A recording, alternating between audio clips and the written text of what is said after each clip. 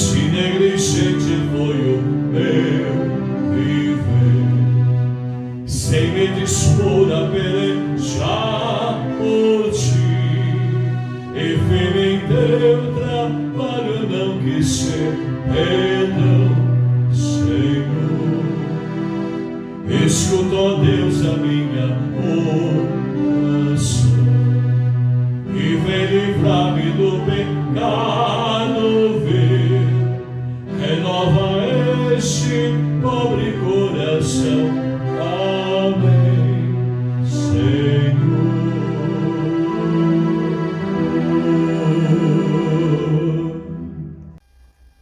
Amigos de estudos bíblicos, como é bom nós voltarmos mais uma vez para juntos estudarmos a Bíblia. Hoje eu quero convidar a todos, você que chega, seja bem-vindo, novo a estudar conosco e aqueles que já estão há tempos também. Hoje eu vou convidá-los a irem para o primeiro livro da Bíblia, Gênesis. Gênesis quer dizer origem, é a base da Bíblia, é a sustentação. E nós vamos para hoje o último capítulo do livro, é o capítulo 50. Então, Gênesis capítulo 50. Abra aí a sua Bíblia. Você está com a Bíblia física, não é? Aproveite e abra. E você que está com a virtual também. O texto é o mesmo. Gênesis capítulo 50, do versículo 15 ao versículo 21. E nós vamos refletir, pensar, analisar. Estou em lugar de Deus? Estou em lugar de Deus? Bíblia aberta? Então vamos ler o texto. Versículo 15 de Gênesis 50. Vendo os irmãos de José que seu pai havia morrido, disseram: e se José tiver rancor contra nós e resolver retribuir todo o mal que lhe causamos? Então mandaram um recado a José, dizendo: antes de morrer, teu pai nos ordenou, versículo 17 de 50, que te disséssemos o seguinte: peço-lhe que perdoe os erros e pecados de seus irmãos que o trataram com tanta maldade. Agora, pois, perdoa os pecados dos servos do Deus do teu pai. Quando recebeu o recado, José chorou. Gênesis 50, versículo 18.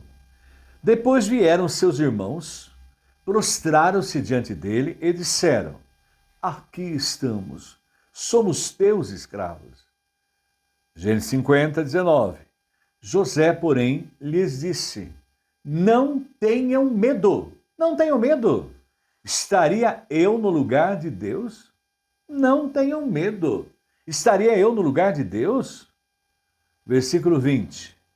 Vocês planejaram mal contra mim, mas Deus o tornou em bem, para que hoje fosse preservada a vida de muitos. E o último versículo 21, de 150. Por isso, novamente, não tenham medo. Eu sustentarei vocês e seus filhos. E assim os tranquilizou e lhes falou amavelmente. Bíblia lida, oremos. Senhor, como é bom nós sentirmos o teu cuidado, o teu amor para conosco. Pudemos perceber na vida do povo de Israel a sua formação, o cuidado para com eles, desde o chamado do pai Abraão, Isaac, Jacó, José. E agradecemos ao Pai porque em tudo o Senhor operou, cuidou, zelou deste povo, como o Senhor o faz conosco, que somos o Israel de Deus, somos o povo de Deus. Gratos pelo teu cuidado, pelo teu amor, pela tua misericórdia, especialmente agora, que vamos estudar a tua palavra. Agradecemos pela leitura e vem falar ao nosso coração. Nos dê o alimento espiritual e me usa como instrumento para a glória do Senhor Jesus. Oramos e oramos em nome de Jesus. Amém. Estou em lugar de Deus? Interessante o que o grande escritor Augusto Cury, psiquiatra, conhecido em nível internacional brasileiro, ele coloca uma frase importante nesse momento, após lermos o texto bíblico. Por detrás de uma pessoa que fere, há sempre uma pessoa ferida. Ninguém agride os outros sem primeiro se auto-agredir. Fortíssimo isso. Ninguém faz os outros infelizes se primeiro não for infeliz. Nós já pudemos perceber que os irmãos José não estavam felizes. Não eram felizes. Estavam feridos pelo mal que havia feito ao irmão. E uma colocação importante que eu li essa semana, achei importante também colocar aqui. Pense 2 vezes antes de ferir alguém. Isso é muito importante, nós temos que contar até 1000 antes de falar. E refletir, pensar, fazer como os americanos, well, ou os espanhóis, bueno. Pensar, refletir antes de ferir alguém. Olha bem, a colocação que eu li essa semana nas redes sociais. A ferida sara, mas o ferido nunca será o mesmo. Essa é a visão humana da relação de perdão de uns para com os outros. A relação humana, a visão cultural que nós temos em nossa sociedade em nível nacional e internacional.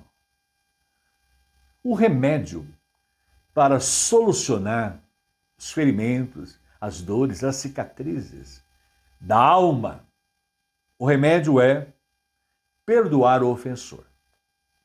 Interessante falar isso porque C.S. Lewis tem uma frase muito importante. Falar de perdão é lindo, maravilhoso, mas perdoar é o problema.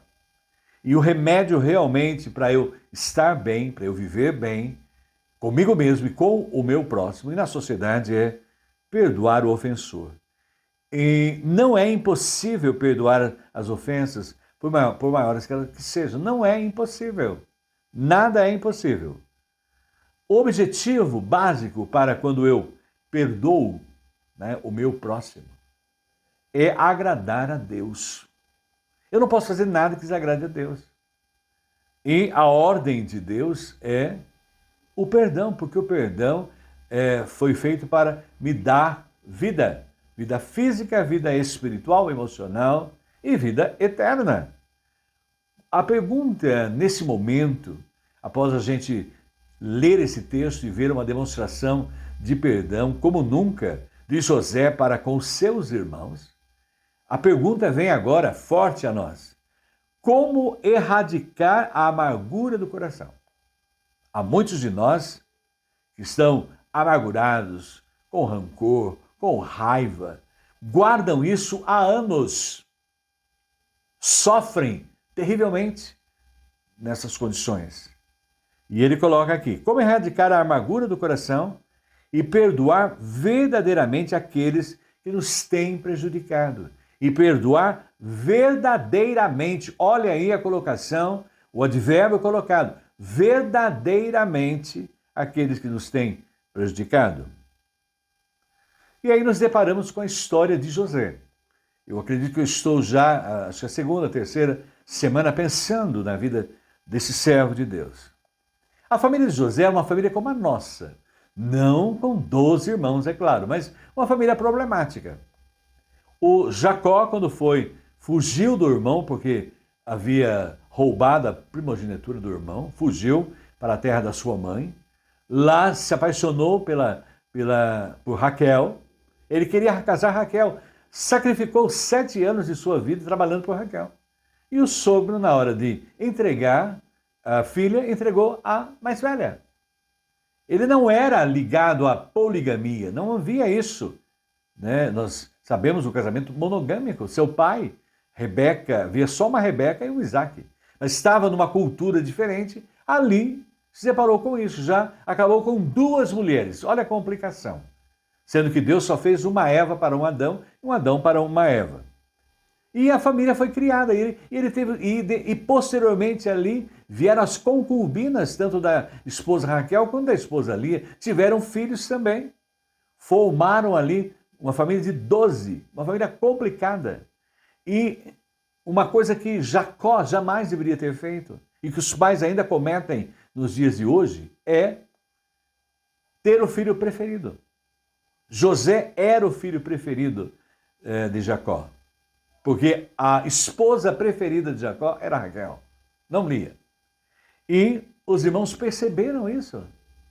Quando ouviram, com aquela túnica maravilhosa que o pai fez a ele, desprezaram o irmão, e o irmão comentando os sonhos que ele teve, que mostrava profeticamente que ele iria no futuro governar a vida deles também, eles desprezaram o irmão. Eles não eram flor que se cheire, não, os irmãos de José. Planejaram a sua morte, ele estava vindo ali, planejaram a sua morte, ele encontrou-se com eles, colocaram numa cova, na verdade planejou até, iriam eliminá-lo, mas resolveram vender como mercadoria. Olha o tratamento, vender como mercadoria o próprio irmão. Tráfico de pessoas. E venderam ali, ganharam um dinheirinho com o irmão, como escravo. E olha, o irmão clamou, pediu, implorou. Os outros livros da Bíblia retratam com mais vagar esse período também. E desprezaram o próprio irmão. Mas foi parar no Egito, foi vendido para a casa de Potifar, um oficial de Faraó, o soberano do Egito, foi parar na casa dele, tornou-se mordomo dele. O próprio Potifar percebeu que José era um rapaz diferenciado. Sabe qual era a diferença dele? O que ele tinha de know-how? Ele era íntimo de Deus, servo de Deus. Com 17 anos ele foi vendido, tornou-se escravo ali no Egito. E chegando à casa de Potifar, ele entregou tudo nas suas mãos e via que ele era abençoado. O homem que anda com Deus é abençoado. Onde vai, em qualquer lugar, seja qualquer situação, tem a bênção de Deus. É o mais importante. E ele tinha isso, porque ele era íntimo do Deus vivo, do Deus Todo-Poderoso, o Deus Israel. E na casa, tudo foi entregue nas suas mãos, menos a esposa de Potifar. Ele, um homem viril, né, no pleno juventude, ele não aceitou ter relações com a mulher de Potifar. E foi ali acusado injustamente. Então veja bem, vendido como escravo, acusado injustamente de ter tentado assediá-la, né? Ter tentado abusá-la dela sexualmente. Era mentira. E foi parar na prisão. Injustiça. Mas isso não estava no seu coração. E lá na prisão. Então veja a situação. Filho torna-se escravo, de escravo se torna bandido, vai parar na prisão. E ali, na prisão, ele continua servindo a Deus a tal ponto que o carcereiro entregou todos os presos nas mãos dele para administrar a prisão. Ele tinha esse dom de administração. E ali foram parar 2 servos de Faraó, o copeiro-mor e o padeiro-mor. E ele revelou os sonhos do padeiro-mor e do copeiro-mor e pediu para eles: olha, eu estou aqui injustamente, fale a Faraó para que eu saia dessa prisão. E olha, nenhum deles lembrou-se de José. E ele ficou ali esquecido, foi esquecido ali naquele lugar. Mas lembre-se bem, Deus não esqueceu. As pessoas podem nos esquecer, e esquecem mesmo, e são ingratas, mas Deus jamais. Deus está vendo tudo e Ele se lembra de nós. E observamos que foi lembrado no momento certo, no tempo certo. Faraó teve um sonho que haveria ter 7 anos de fartura, 7 anos de miséria. Ninguém decifrava e o copeiro lembrou de José na hora certa. Então vejam bem, Deus age na hora certa. Lembrou de José ali no palácio. E José foi chamado à prisão, foi levado e Deus o usou, ele ali decifrou o sonho de Faraó e deu até um conselho para Faraó. Né? Vão ser 7 anos de fartura, 7 anos de miséria. Coloque alguém administrando os anos de fartura para guardar para os anos de miséria. Faraó ficou tão encantado com José e o colocou como governador do Egito. E a fome veio, 7 anos de fartura, ele guardou tudo que foi possível no Egito e veio os anos de fome. E os irmãos tiveram que vir ao Egito. O pai mandou os irmãos ao Egito para buscar alimento. E ali os irmãos tiveram a oportunidade, não conheceram, mas José revelou a eles quem ele era.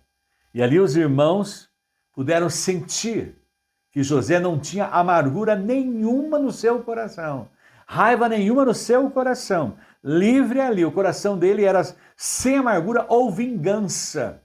Porque ali eles encontraram um homem de Deus. Porque o homem de Deus, a mulher de Deus, não tem mágoa, rancor, não quer vingar-se de ninguém, não deseja o mal do seu próximo.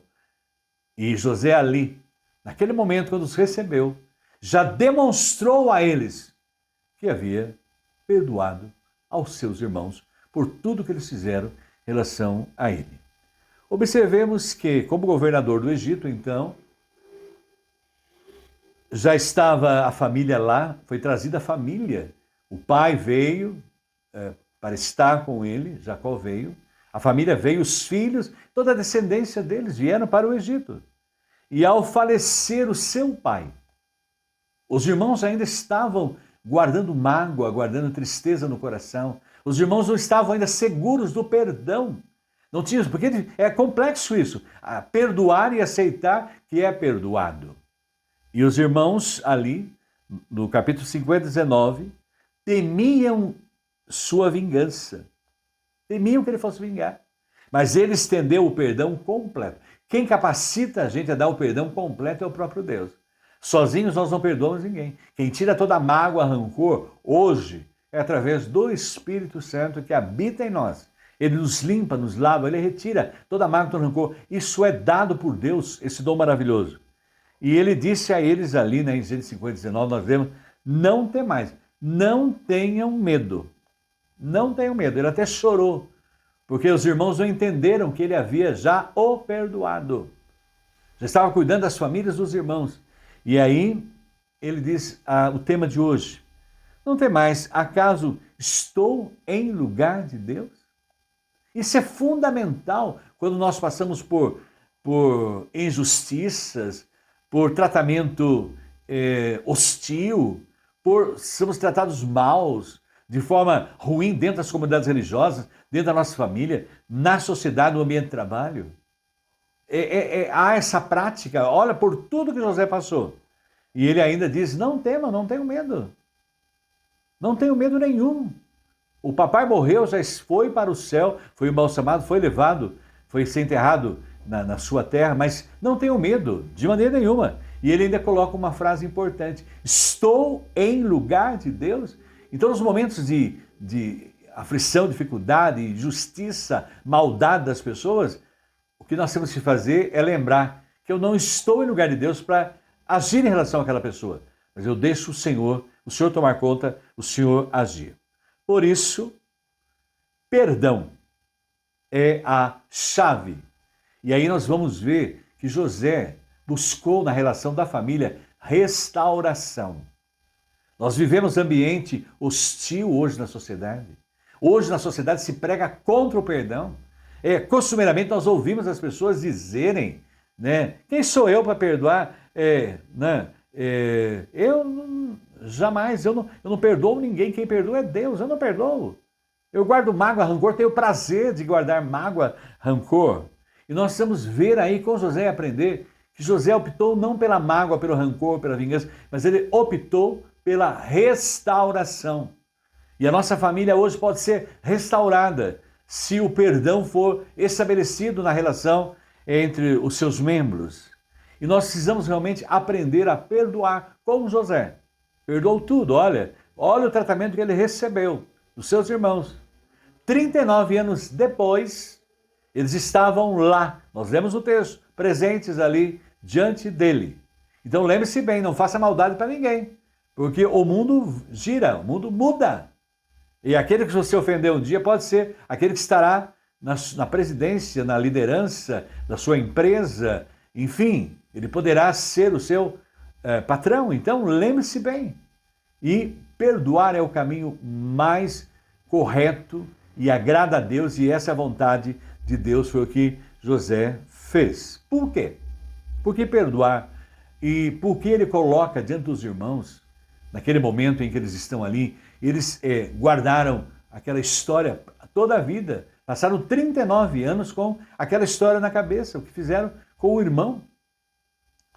Primeiro ponto importante, estou em lugar de Deus? Não estou, porque Deus é o juiz sobre todos. As pessoas esquecem que Deus está observando tudo. Deus do alto céu está vendo todas as coisas. Nada que nos acontece passa despercebido de Deus. Toda lágrima que alguém fizer, cada um derramar, vai para o outro de Deus. E ele age, ele opera na hora certa, no momento certo. Por isso, José, eu fazer o quê? É Deus que tem que agir, Deus que tem que operar, transformar a vida dessas pessoas. Deus, olha bem aí, Deus é o juiz sobre todos. E nas relações interpessoais, nós não podemos assumir o lugar de Deus, de jeito nenhum. Querer ter atitude. Os poderosos aos olhos do mundo, né? Mas jamais para assumir uma posição divina. Nós não somos deuses. Nós não somos Deus, melhor dizendo, para agir. Naquele momento em que passamos por uma injustiça, por um tratamento mau, por uma ingratidão, por coisas desse nível. Somente Deus pode julgar os que erram contra nós. Então, isso é fundamental. Na hora que você estiver a passar por um problema similar a que José passou, bem menos, lembre a atitude do servo de Deus, aquele que é cristão de verdade, aquele que serve a Deus. Jamais nós podemos julgar os que erram contra nós. E nós vamos buscar esse entendimento em Romanos capítulo 12, o versículo 19. E é o que José coloca no texto. E Paulo traz muito bem o ensinamento. Não vos vingueis a vós mesmos. Vingança não é nossa praia, amados, mas dai lugar à ira, raiva, rancor, porque está escrito. Olha o que Deus diz a nós. É o que a gente está vendo aí. Estou em lugar de Deus. Deus é o supremo juiz. Nós vimos aí em primeiro lugar, ó, Deus é o juiz sobre todos.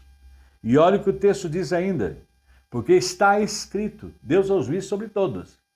Minha vingança eu recompensarei, diz o Senhor. Quem pratica a vingança é o próprio Deus, não nós. Estou no lugar de Deus? Não, José sentiu bem isso. Eu não estou no lugar de Deus, irmãos. Vocês fizeram todo esse mal contra mim, mas Deus é que vai administrar. Eu entreguei para Ele agir, para Ele operar. Não estou no lugar de Deus, que Deus é o supremo juiz. E desejar vingança divina ao ofensor e misericórdia a nós.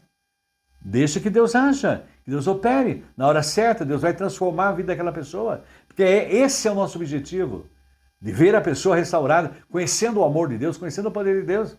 E misericórdia a nós, que Deus tenha misericórdia de nós. Mateus capítulo 22, do versículo 37 a 39, nós estamos com Jesus. Olha o que Jesus coloca para nós aí no texto. Respondeu-lhe Jesus: ame o Senhor, o seu Deus, de todo o seu coração, de toda a sua alma e de todo o seu entendimento. Esse é o primeiro e maior mandamento, porque o amor perdoa. O Senhor Deus perdoou todos os nossos pecados com o sacrifício de Cristo na cruz do Calvário. Não há pecado que não tenha o perdão de Deus. Ele perdoa todos os nossos pecados. Isso é fundamental. E o segundo é semelhante a ele: ama o seu próximo como a si mesmo. Se nós não amarmos a Deus sobre amar o próximo como a si mesmo, nós não perdoamos. Nós guardamos mágoa, rancor. Isso não agrada a Deus e nós perdemos a nossa intimidade com Deus. Não somos abençoados por Deus. Olha a bênção que foi a vida de José. Ele não guardou rancor nenhum, mágoa, raiva. Ele sofreu. Deu nome até aos filhos como lembrança de que Deus o auxiliou a superar todos aqueles empecilhos, todas aquelas situações. Mas ele confiou que Deus tinha um plano, um propósito. Tudo que acontece na nossa vida, Deus tem um plano, um propósito. Agora, veja bem, com isso ele concedeu o perdão. E ele nada para reclamar contra Deus. E é isso que nós temos que viver a nossa vida, nada. Não importando quão grave fora o tratamento recebido. Não importa. Nós tratamos mal a Deus. Nós não vivemos de acordo com a vontade de Deus, não confiamos em Deus, não descansamos em Deus, não perdoamos. E é tão complexo a história do perdão, que ao orar, a oração que o Senhor Jesus ensinou, claramente será: Pai, perdoa os nossos pecados, né? Assim como nós perdoamos os nossos devedores, aqueles que nos têm ofendido, depende da forma que você faz a sua oração. É tão sério isso e é tão natural, normal.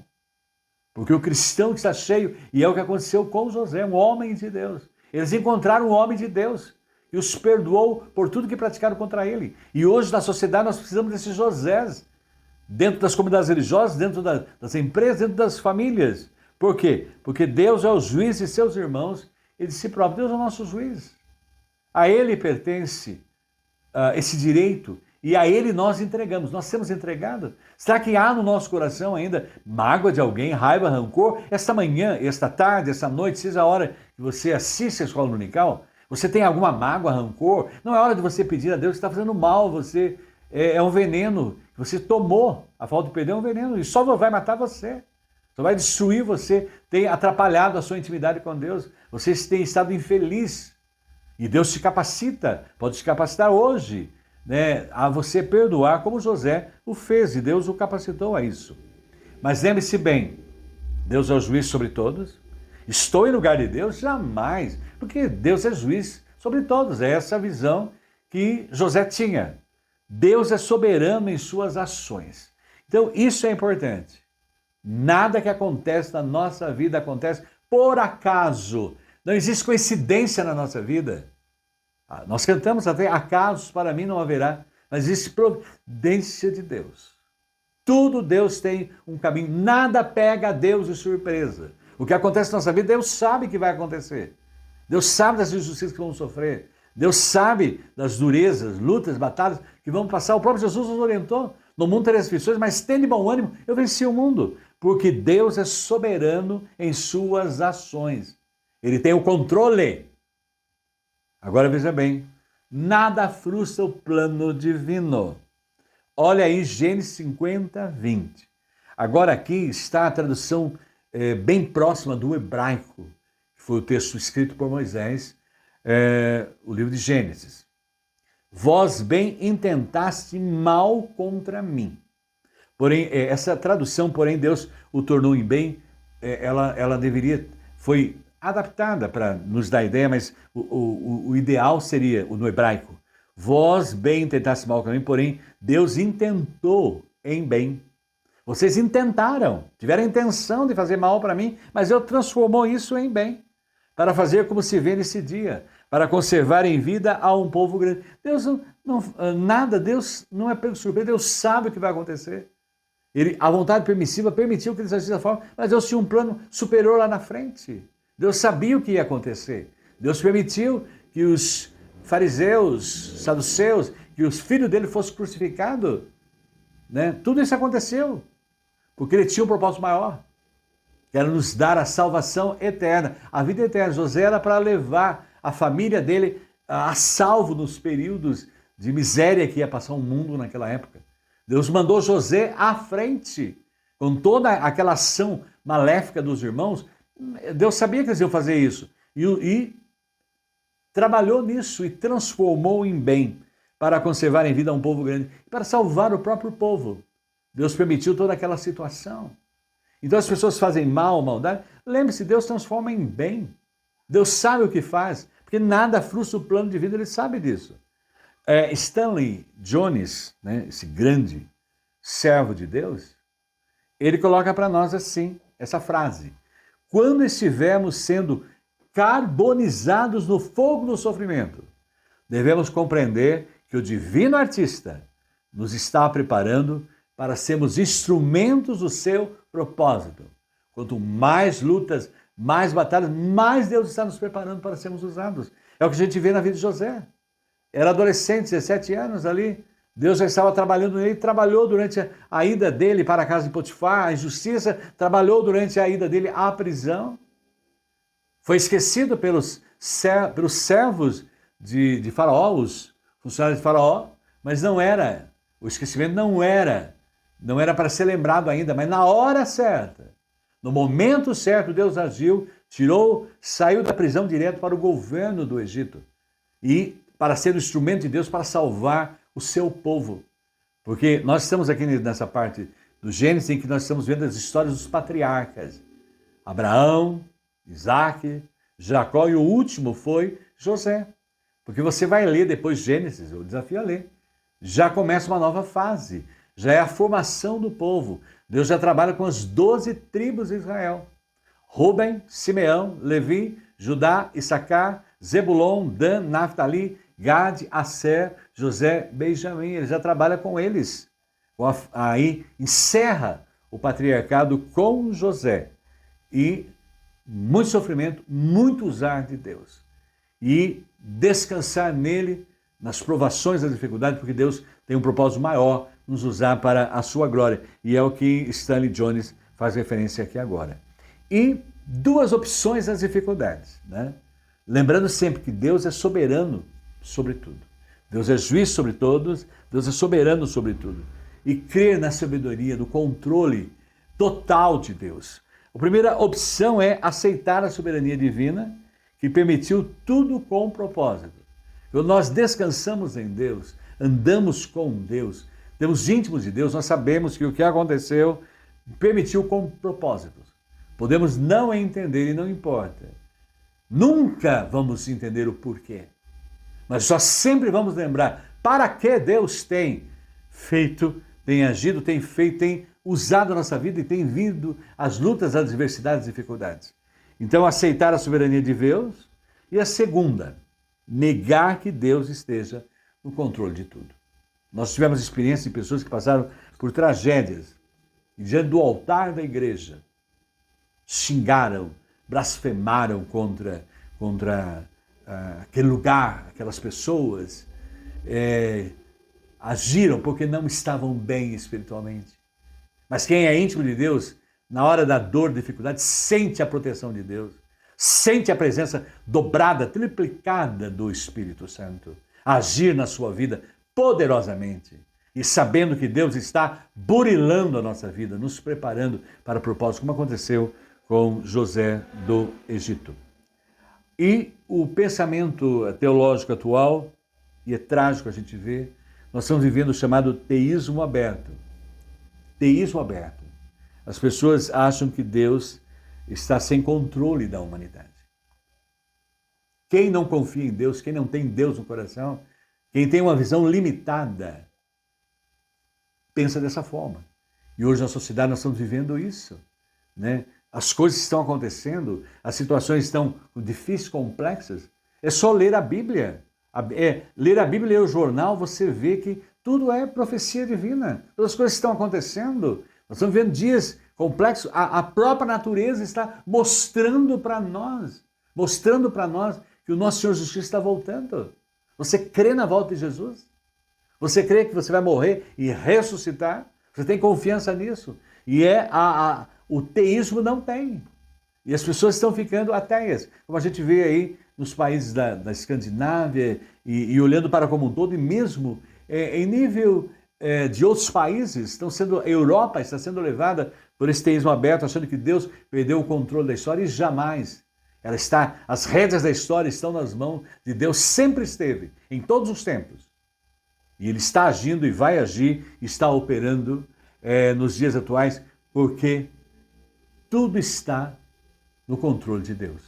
E eu, sempre lembrando, como José, estou em lugar de Deus? Jamais.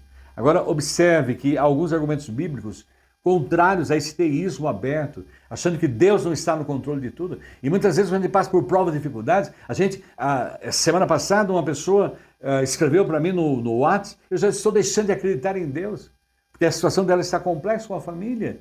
Nós temos orado para ela perceber que Deus transforma a família, Deus faz o milagre, o mesmo milagre que aconteceu no passado, Deus opera hoje, é o mesmo Deus, que é o milagre maior hoje, é transformar o coração das pessoas, mudar a mentalidade das pessoas, acordar as pessoas para Deus. Porque se nós estamos com Deus, nós enfrentamos qualquer situação, saltamos muralhas, nós vencemos. E aí no Salmo 90, versículo 8, tu conheces bem nossas iniquidades, Nossos pecados mais secretos não escapam à luz da tua face. Lembre-se bem, Deus está vendo tudo. Deus estava vendo os irmãos agindo daquela forma com José. Deus estava com José ali na casa de Potifar, vendo a mulher de Potifar caluniar José. Deus estava vendo José ali esquecido na prisão. Mas na hora certa, no tempo de Deus, no tempo apropriado, Deus agiu, operou, porque Ele tem o controle de tudo. Observe que no Salmo 139, versículo 4 também, mostra aí a soberania do nosso Deus. Antes mesmo que a palavra me chegue à língua, nós temos mais de 1000 pensamentos, não colocamos em palavras. Todos eles Deus sabe. Tu já conheces inteiramente, Senhor. Lembrando, Salmo 139, versículo 4. O Salmo 139, versículo 7 a 8 também nos diz: para onde poderia eu escapar do teu espírito? Não há nada. Para onde fugir da tua presença? Não tem. Se subo aos céus, vou lá para o universo, lá estás, as sondas estão há milhares de anos-luz aí, fazendo descobertas científicas, Deus está lá com elas. Se eu fizer a minha cama na sepultura, também lá estás, lá no mais profundo, nas cavernas subterrâneas, no mar, lugares que nunca o homem ainda chegou no fundo do mar, há lugares que nunca chegou a seres lá, a peixes, a animais lá, que o homem nem conhece. Deus está lá e Deus está no controle de tudo. O Jó 42, 2, novamente o nosso amigo Jó, e ele reflete que o nosso Deus está no controle de tudo. Jamais esse teísmo aberto, em acreditar que Deus não tem controle mais da história, a história está à própria mercê dela. Bem sei eu que tudo podes, e nenhum dos pensamentos pode ser impedido. Nada pode ser escondido da ação de Deus em nosso viver, porque Deus é soberano. E nós temos que lembrar sempre a vontade permissiva de Deus. Nós não compreendemos fatos da nossa vida, não sabemos o porquê, né? Agora, sempre lembrando, sabemos que algum propósito há nos atos permissivos de Deus. Por tudo que a gente passa, nos momentos difíceis, dificuldades. Romanos 8, 28, todas as coisas cooperam para o bem daqueles que amam a Deus. Todas as coisas. Mas em último lugar, estou em lugar de Deus? Claro que não. Porque Deus é juiz sobre todos. Deus é soberano. Tem o controle da história. Mas em terceiro lugar, Deus é bom em todos os seus caminhos. Isso é muito importante. Deus é bom em todos os seus caminhos. José disse aos seus irmãos, né, em Gênesis 50, 20. Novamente a ênfase aí. Olha bem. Olha o irmão que eles encontraram, um homem de Deus. O irmão que eles desprezaram. Porque eles não eram do bem, eles agiram totalmente de forma terrível, não eram pessoas. Era uma família totalmente problemática. Família, imagine com 4 esposas, família problemática. Filhos de mães diferentes e pai ainda tendo preferência de filhos. Problemática a coisa. Vós bem intentasse mal contra mim. Voltando àquele texto, porém Deus intentou em bem. É essa a ideia do hebraico, voltando a falar. Para fazer como se vê nesse dia, para conservar em vida, gente. Olha bem, olha aí, Deus é bom, Deus é maravilhoso. Ele permitiu tudo isso porque Ele quer conservar a vida de vocês. Ele quer que a sua descendência seja preservada e fazer um povo grande, não é? A família, o Egito, mais ou menos 70 pessoas foram para o Egito. E eles saíram lá, né, do Egito, né, milhares de pessoas, milhões de pessoas saíram do Egito, né? Se não me falha a memória, umas 600 mil pessoas, eles saíram do Egito ali, não milhões, 600 mil pessoas mais ou menos saíram do Egito. De 70, olha, em 400 anos, Deus operou ali naquele lugar. Algo equivalente ao Novo Testamento, que o apóstolo São Paulo falou, e eu até já coloquei anteriormente, e é bom que enfatiza a nós, né? Sabemos que Deus age em todas as coisas para o bem daqueles que amam. Por mais seja uma dor, um câncer, um sofrimento com o filho, uma dificuldade ali, um acidente ou coisa desse nível, né? Tudo Deus tem um propósito. Eu não entendo porque eu sou finito, mas Deus está acima, soberano, e Ele sabe. Dos que foram chamados de acordo com o seu propósito. Tudo tem um propósito na vida do cristão. Porque nós vivemos não na coincidência da vida, mas vivemos na providência da vida. Tudo tem ação de Deus e Ele faz com propósito. E nós confiamos nele plenamente. Nós tivemos a história de Jó. O diabo teve autorização não de atentar à vida de Jó, não atentou à vida dele, não tirou a vida dele, não tinha essa autoridade. Mas ele podia tocar na família de Jó, nos bens de Jó e no próprio corpo de Jó. Veja bem aí. Há uma frase, essa semana eu ouvi um pregador falando, né? Jó não leu o livro de Jó. Então, ou seja, ele não sabia, ele não sabia de nada. Jó não leu o livro de Jó. A sua vida também, você não leu a sua vida. Você não leu a sua vida, ela está sendo escrita. Jó também não tinha lido, não tinha ainda a imprensa, não tinha nada escrito. Jó não leu a sua vida, mas ele sabia que Deus estava em tudo. No momento que pede a família, né, o Senhor deu, olha a frase, perdendo ali os filhos. O Senhor deu, o Senhor o tomou. Bendito seja o nome do Senhor. Ali na hora de enterrar os filhos. Depois, perdeu todos os bens, a saúde. Estava uma situação complexa. Os amigos vieram confortar Jó. Eles ficaram uma semana ali sem falar com Jó, porque via as dores que ele estava no seu corpo. Mas em tudo aquilo que estava a passar, Jó jamais blasfemou contra Deus. Veja bem, às vezes uma coisinha que acontece nada, a gente já está aí blasfemando, agindo de uma maneira totalmente louca, desvairada, como a esposa de Jó, né?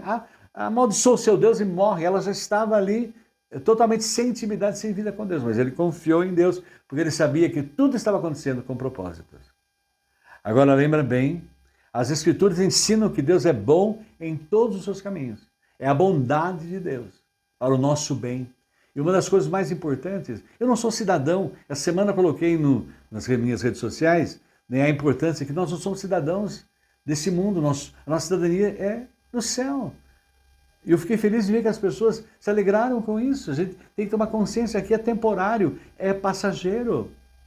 E nós todos vamos morar na eternidade com Deus para sempre. Jó já está lá, José já está lá nos aguardando.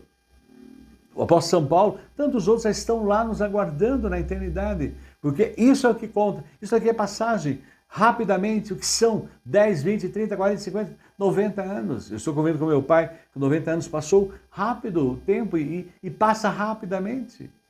E o mais importante é a minha relação para com Deus e colocar tudo nas mãos de Deus e deixar Deus agir em tudo, porque Deus é bom. Satanás sussurra às vezes aos nossos ouvidos. E nós temos que estar atentos que nós temos um inimigo que está ao nosso redor. E é Satanás, ele existe, ele está aí presente. A Bíblia coloca na mim que ele está rugindo como leão, porque ele já está derrotado. Então ele está rugindo como leão, tentando nos derribar. E ele sussurra aos nossos ouvidos. Se Deus realmente importa com você, ele não teria deixado isso acontecer. Realmente se Deus, né, se importa, não, você lê a Bíblia, você ora, você está... Isso, quanto mais você ora e lê a Bíblia, você pode saber que mais lutas vêm, mais batalhas, porque você está mais próximo de Deus e mais Deus quer ver você crescer e a sua fé ampliar. E José resistiu a esse pensamento, porque tinha consciência que, olha bem, Deus transforma o mal em bem. Isso era a chave na vida de José, pois ele é bom em todos os seus caminhos. Deus é bom em todos os seus caminhos. E em tudo aquilo que faz e permite. A vontade permissiva de Deus permite com propósitos.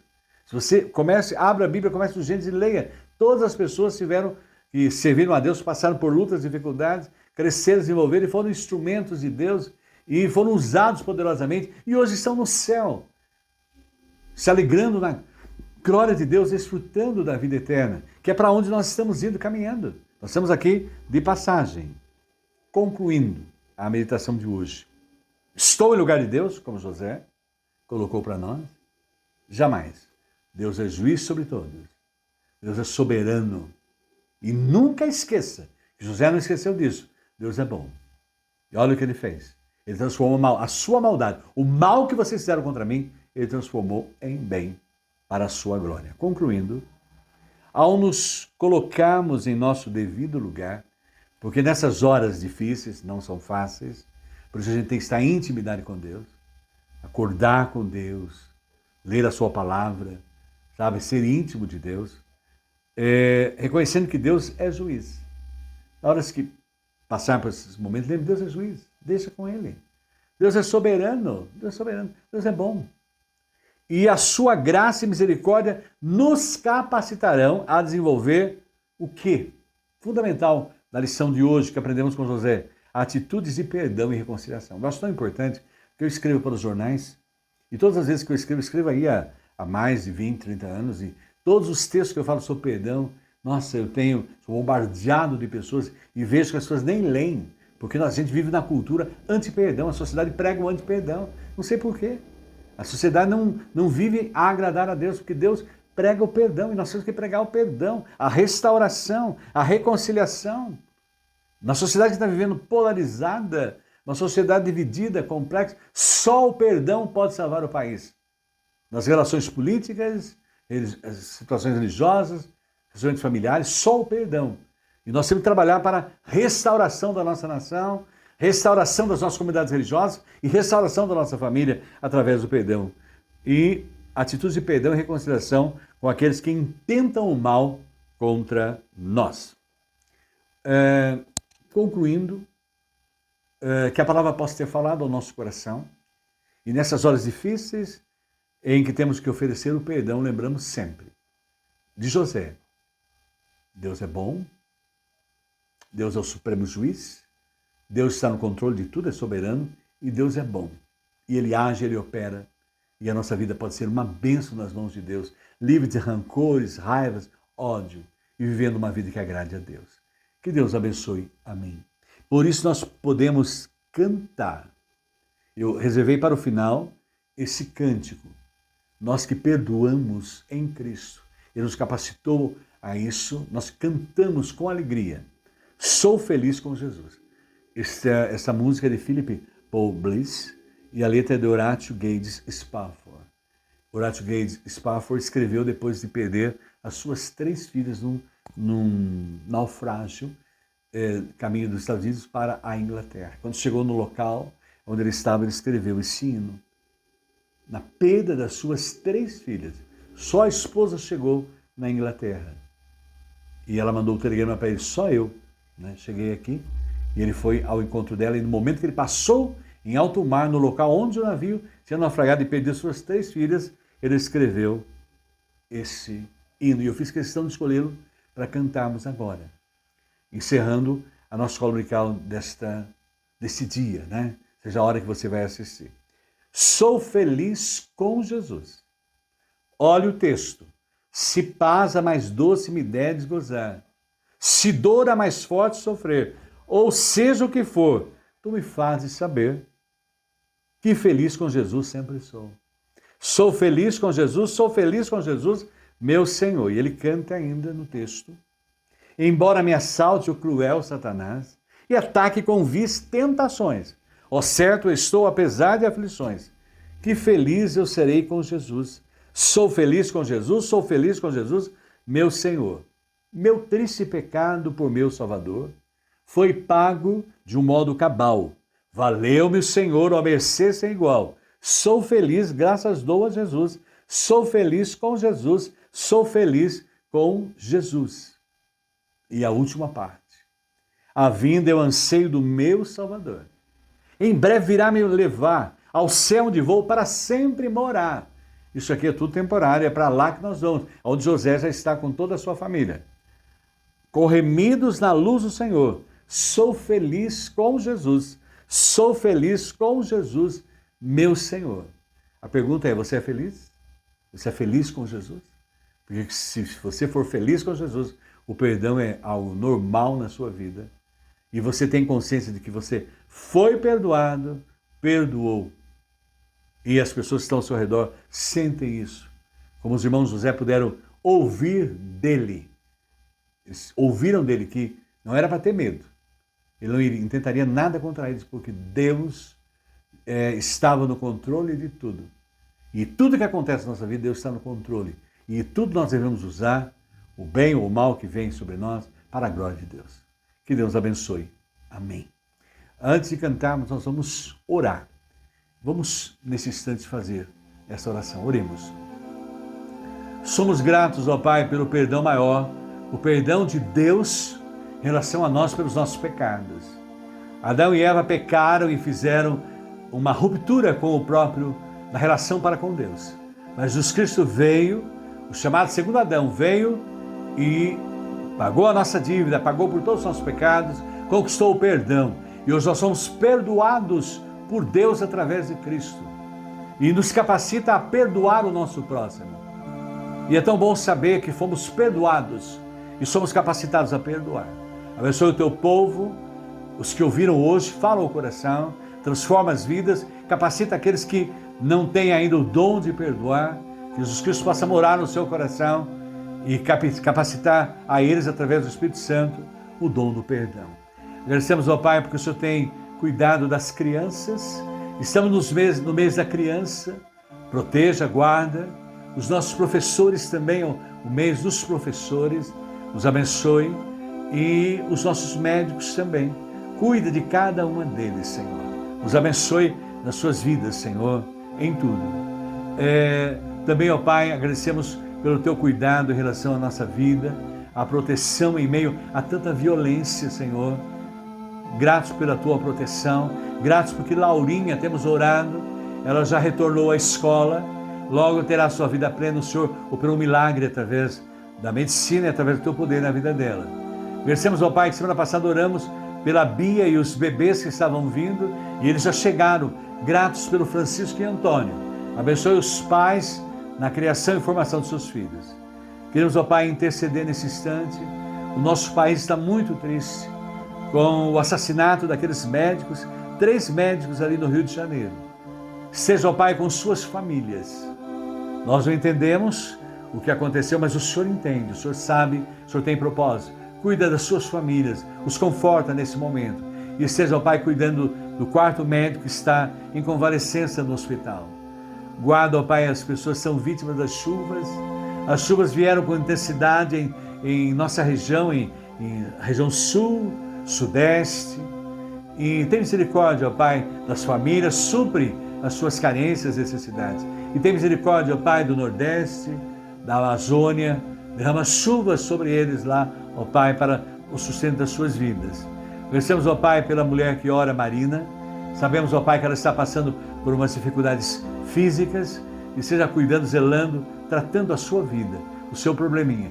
Guarda também, ó Pai, a vida de Heloína, outra mulher que ora também, problemas físicos, estresse, seja cuidando dela, Senhor.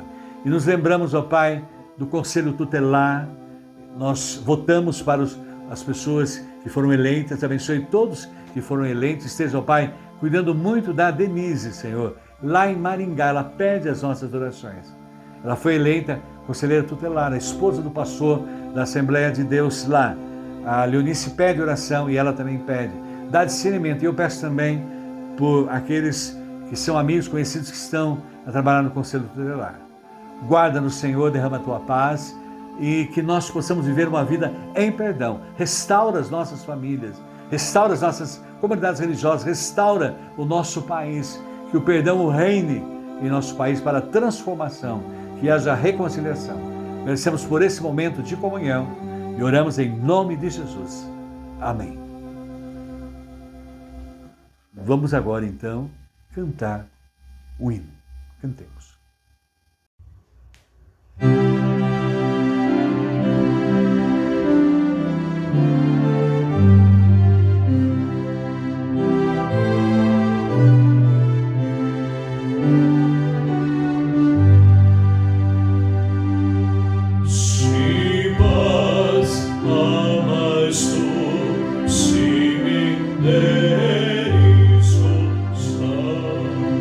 Si dora mais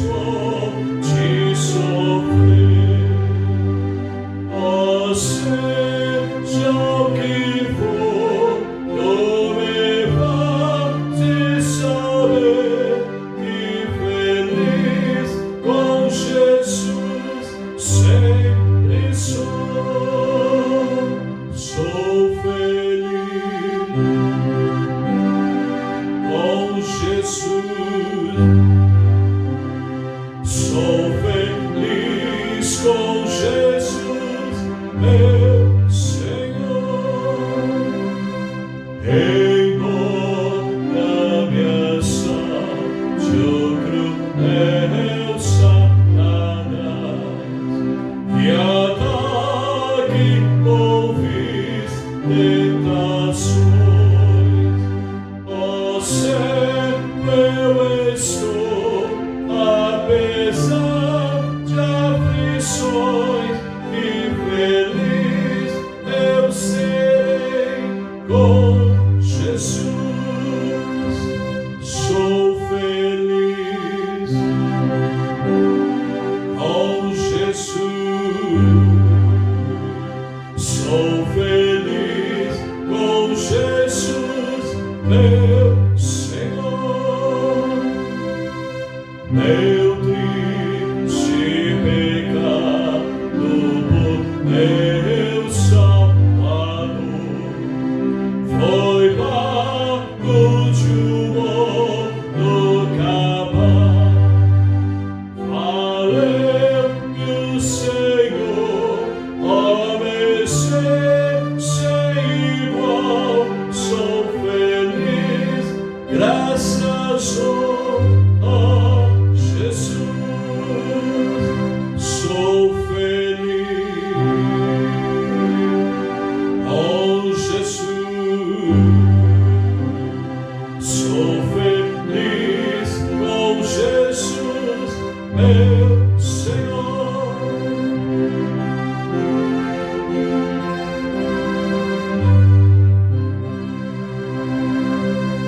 A vida eu anseio do meu Salvador, em breve virá me levar ao céu, onde vou para sempre morar com remidos na luz do Senhor.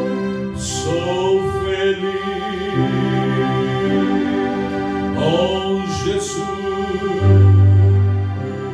Sou feliz com Jesus, meu